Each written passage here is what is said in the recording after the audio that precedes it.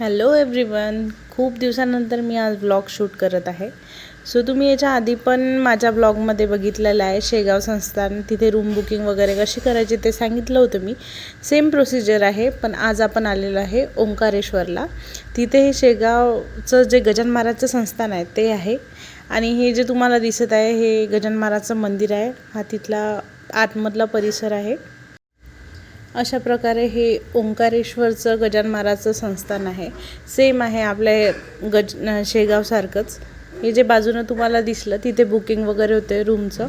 तिथे खूप प्रचंड गर्दी असते, लवकर रूम मिळत नाही, पण आम्हाला मिळाली. आम्ही तिथं खूप म्हणजे वेट वगैरे केला आणि रिक्वेस्ट केली त्या लोकांना की आम्ही महाराष्ट्रीयन आहोत म्हणून.